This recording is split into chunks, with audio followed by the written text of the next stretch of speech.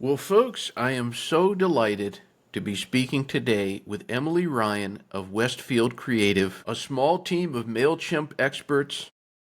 Emily has found her way into many inboxes and many a heart through her correspondence. Her email list has many fans. I've heard from people who, just like me, are reading every week.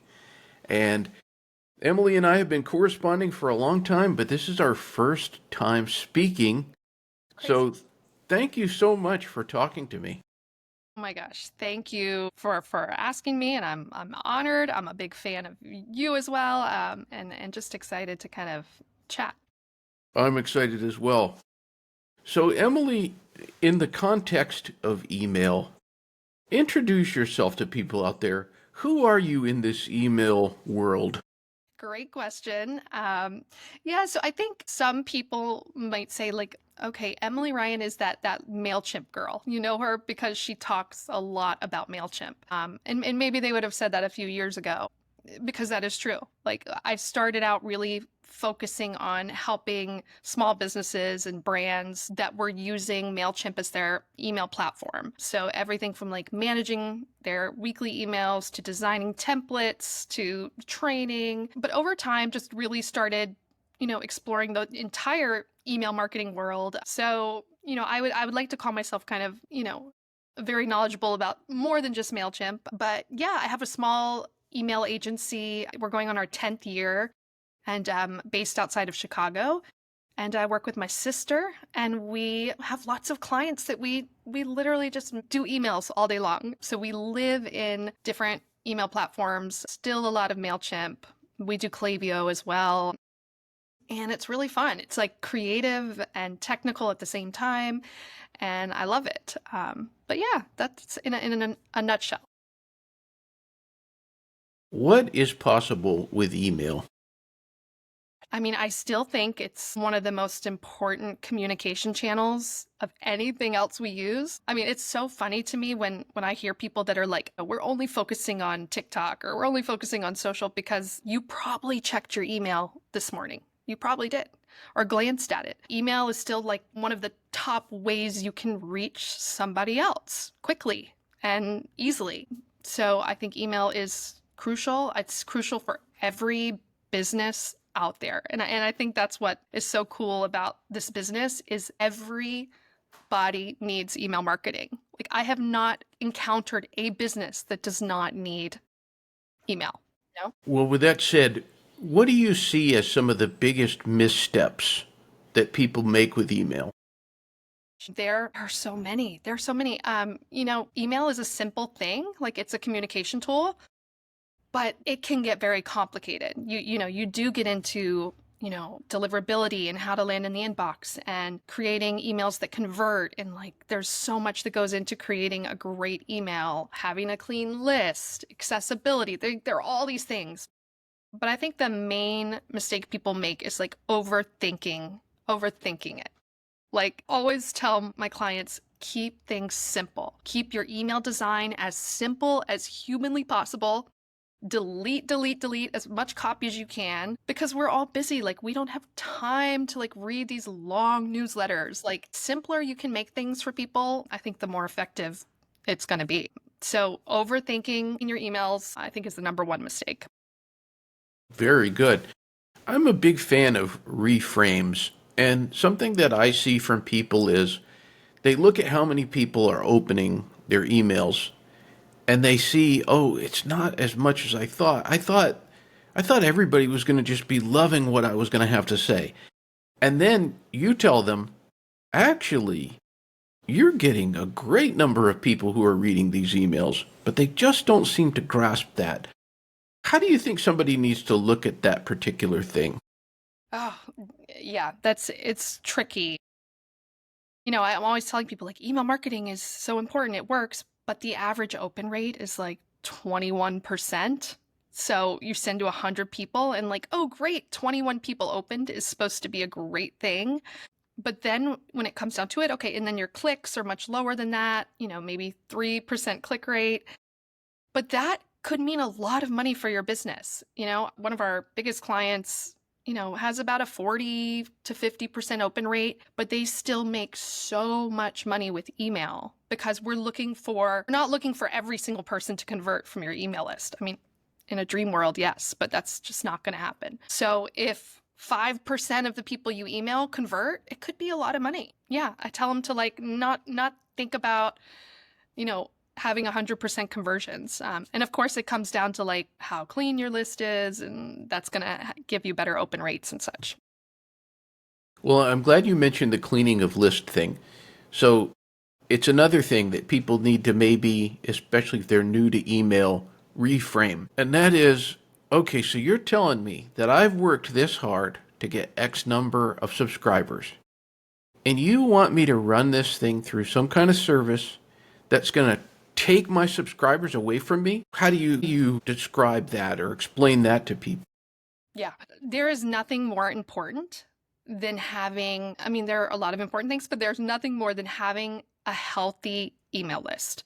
Because if you're not in the inbox, if you're not landing in the inbox, then what's the whole point of this anyway? So to keep landing in the inbox, you have to have a nice, healthy sender reputation. You have to have nice open rates. So that means every once in a while, really looking at people that aren't opening. People sign up for lists all the time for a giveaway or for something and then fall off or are not interested in your brand. I would rather have 1,000 people on my list who are opening and clicking and engaging than to have 10,000 people who signed up for a giveaway and then aren't interested in my brand. Like, that's just a waste of my money to market to those people because email is all about marketing to the right people at the right time, the right message. So, you want those right people on your list. So you should constantly be growing and you should constantly be cleaning. It's okay if you lose people because we're going to get new people constantly. That's the dream. Hmm. Growing, you're losing people, you're always going to have unsubscribes with every email, but you're getting new people. Hmm. Very good. Well, I'm a fan of your weekly newsletter, and I've heard from people who enjoy it. What you have with your email newsletter is a tremendous amount of authenticity. People feel like, I know Emily Ryan. If I saw her in line at the grocery store, I could talk to her. I know her so well. What has having your own email newsletter taught you? Not just about I don't know, like the nuts and bolts of having an email newsletter, but just even in a larger, bigger picture thing. Oh my gosh, it's been amazing, honestly. Like I started it just for fun years ago. I really didn't have a goal in mind for doing it, just to like, okay, I guess I should send out my own email. Like, and I love like lists. I love lists and I love links. And so I just wanted to make it really easy. But over the years, like I realized how much it helped my own business and it helped kind of build this a little bit of a personal brand, I guess. And so over time, I kept realizing like, oh wow, like the more I am just totally myself, the better my business does. Like the more, I get to do things like this. Like because it just really helps build your personal brand. And so I really try to when I'm creating these, I really try to say, okay, do I love this content? Like would I really read all of these articles that I'm listing? And sometimes I'll throw in a graphic at the top and it's so weird and like I'm like, "Oh god, like people are going to think I'm weird or like whatever," but I'm like, "I love it." So if I love it, other people will hopefully enjoy it. So that's what I really stuck to for the last couple years. Let me just put out something that's just fun and just kind of as much me as possible in this email. And it really works. It's crazy. Well, on the note of being your authentic self, which you have done so well at, suppose you were playing in the World Series That, and you're a very well-known ball player and you're walking out so much so that when they hear the first few notes of your song, the crowd just goes crazy. What is the song that plays when Emily Ryan walks towards the plate? oh my gosh. Is there a song about being like a tired mom? Like is that cuz that might be my song, like I'm tired. But that's such a like oh my gosh, this question like I could probably list like 20 songs that I would you know, I automatically think of just something really generic, like, everything's going to be all right. But I honestly think, I studied musical theater actually, which some people don't know. I did lots of musicals growing up. So I would go with something that's like Judy Garland, like Get Happy, come on, get happy. Forget your troubles, come on, get happy. Because really, like, my whole thing is stop worrying so much. Like, Hmm. stop worrying, have fun, like, forget your troubles, come on, get happy. Like, that would be one option I would probably choose. And then I would also probably choose Run the World by Beyonce, Okay. like a mix of that. But yeah, it would have to be something like very old. I love like old jazz, Judy Garland, Get Happy. Never in a million years did I think we were going to get Harold Arlen song. You know Harold Arlen. I used to sing Harold Arlen a lot. I had a whole book of Harold Arlen music. Wasn't he One for My Baby? One for My Baby. Yeah. Yeah, I used Yeah, to he sing that. wrote that one. He wrote Get Happy. He wrote Over the Rainbow. It's Only a Paper Moon. Yes. What else do you want? Yeah, I love Harold Arlen. That's awesome that you know that. Finish. I will tell you a little funny story that hopefully will be funny. Emily, what do you think the best emails have in common? Whether they come from a list, like a newsletter, or they're a personal, like, hey, Emily, or hey, John, or hey, Elizabeth. Yeah. So I'm gonna say three things, and I'm gonna make them up as I go. But I'm gonna say one, they're very easy to read and digest. Like I can look at it, I know exactly what the message is right away, like 25% off. Okay, I see that. Or, maybe this is an educational email. Like I know without trying to read a 12-point font what it is. So easy to read, nice big CTA buttons. Like some of the most beautiful emails that I personally love have large things to click on, People like to click. So I always tell people like design your buttons so people can really click on them. Um, and then humor. Like you can make people laugh even if you're a serious business. Like we're all human. We all want to laugh when we look in our inbox. So, humor is great and just fun design, fun images. Photography is so important. I think people don't understand like how important that is for especially for a lot of the brands I work with. Photography is huge. That's four things. They're very good things. So, absolutely. Now, is there somebody that sends out a newsletter or sends out emails that every time you see them in the inbox, you think, wow, these guys, they always come with it? Who is that company? Oh gosh. Yeah, so many people I enjoy. Even Starbucks, like every time I see an email, I'm like, whoever's designing their emails is really good because they're always perfect. But so Josh Spector, he's a guy in the email world, or not necessarily email, but just marketing, and he sends out these very simple emails. I'm literally one sentence and a link. And for some reason, I open them and I click on it every day because it's so easy for me to just read one sentence and go on to the next email. So I really like his emails. And I really like, there's a company called Big Spaceship. I think they're an agency, but they send out a daily email of links and they're all like funny TikToks and like random internet amazing things. And I always click on it. So those are some favorites. Now, you don't have to name names here, but do you have an example of something that a company did with their newsletter that my goodness, how bad, how bad? Just as an educational option for people out there so that they can not do this. What did they do? Yeah. Oh man. I mean, the thing is like we all make mistakes. I'm going on my 10th year. I make mistakes all the time with clients' emails and I shouldn't say that, but it's so easy to have like a typo or a bad link. I think there's one that one that was sent out that went viral that was like a HBO employee. Remember? It was like she sent out an email that was like, this is a test or something. It was someone that worked at HBO. And the email went viral, but it was like, this is a test. Like, and it was just to prove like we all can easily make that mistake. I mean, that's why like triple checking everything, is so important. We get so busy that we're like, okay, the email's good. I'm tired of looking at it. But you really need like a second set of eyes a lot of times. Like I'll work on an email for so long and I'll send it to someone to preview and they'll be like, "Oh, this is like spelled wrong." And I never saw it.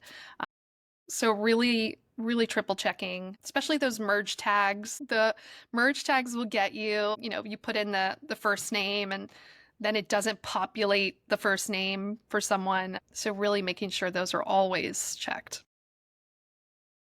Your answer is so kind and forgiving and also informative. It's like, hey, let me help you out so that this doesn't happen. My example that I always go to is so cynical. There is a popular television personality and he sends out a newsletter and for the longest time, I'm talking like a year, when you clicked unsubscribe, Oh gosh. and I screenshot this one time, it said opt out is not available or is no longer available. And I'm talking a huge list. And this went on and on. That's crazy. Yeah, I saw an email the other day that the unsubscribe said you do not need to unsubscribe. Like, because you have to have that unsubscribe in the bottom, but they added the words you do not need to unsubscribe. And I was like, wow, that is wild. Not good. You know, there's somebody out there I know that's either reading this or they're watching this, and they have an idea to go into business for themselves. Yeah. And they're thinking, like, golly, do I really have the chutzpah? Do I really, is it in me to do this? I just don't know. Maybe this is not a good idea. I shouldn't do this. What would you, Emily Ryan, say to that individual? Well, I love talking to people about starting their own business because I truly believe that if you want to work for yourself, work from home, that you can do that and you can make great money. I think the main thing is that you have to have something that drives you. For me, I always knew I had to make money. I have to make a certain amount of money each month, and so that drives me. I have lots of bills to pay. So when you have something where you have no choice but to figure it out, then you will absolutely figure it out. But you have to have a reason. I've talked to young girls who are like in college and they don't really like have to make a ton of money. And so I'm like, it's not going to happen for you if you don't wake up when you're super tired and, try to get online and work with clients. Like you have to have a motivation. Hmm. Yeah. So just that drive. Everything else can be taught, can be figured out. I'm still learning, with every client we take on, I'm like still learning something. But yeah, I do still have that drive because I gotta pay the bills. Right, right. If you could go back in time and sit down and have coffee with the young Emily, and you had time, and I usually ask if you could say one thing, but if you could sit down and have a conversation with her, like you'd sit down for 30 minutes, an hour, I don't know. What are some of the things? What would that conversation look like? What do you think you would be saying to her? That's an amazing question that I will think about probably all day. I think I would just say just to enjoy it more, enjoy the ride more. My 20s, I was living in New York City and it was very hard because I had kind of decided not to go the musical theater route. And that was all I had known my whole life. I spent my whole high school, my whole entire childhood performing. So I didn't really know anything else. So I was working these kind of jobs in offices and just they were horrible. And I felt so stuck, like just stuck. I was like, this is, I can't do this forever. I can't get up and go into an office and work a job that I don't care about. So, I would love to tell my younger self, like, you're going to be fine. This is part of the journey. Like, it's every little step, every job you take is all part of that journey. Even right now, what I'm doing now is part of where I'm going. So just know that it's gonna be all good. It amazes me how much people would remind themselves to not worry and how we can apply that every single day. Yeah, I bet everyone says that, right? Like, I would tell myself to stop worrying so much. Like, yeah, and so I need to tell my kids that, you know, you're gonna be all right. Yeah, there's different versions of it, but it almost always comes down to that, and it is true. Usually in the end, it'll be fine. So sad, right? Yeah, and that's why I would say, come on, get happy. Like, just don't worry. My last question for anybody who's joining us today, how can they make today better? This very day, how can they make it better? Oh, man, I love that. Well, I would say you just have to start. First of all, put on a good playlist. Number one, that you can make today better just by turning on some music. I literally have music playing in my house at all times, and it just lifts my mood. But I would say just start. Like if you think, okay, I want to make a certain amount of money or I want to do this thing that I've always dreamed of doing, just do one thing today towards that. It can be super small. It could be literally just writing it down on a sheet of paper. I want to quit my job in 1 year. Just write it down and tape it on your wall. But just start. Well, anything closing that you'd like to say to everybody out there? I know that it's westfield-creative.com. Yes, And is it Emily Ryan Likes on Instagram? it is. Okay. Yes, Anything else? definitely. Yeah, definitely come find me on Instagram. It's kind of like my creative outlet. So I post on stories like all the time there and do a lot of email tips as well. But yeah, I would say just if I could tell you anything, to have a little more fun with your emails, a little more fun with your marketing. Don't take it so seriously. After all, like it's just an email. We get hundreds of emails every day. And I know it feels like, okay, like if my newsletter isn't perfect, but people are sifting through so many emails, they honestly glance at it for a few seconds probably and move on. So don't worry and have fun. Emily Ryan, thank you so much.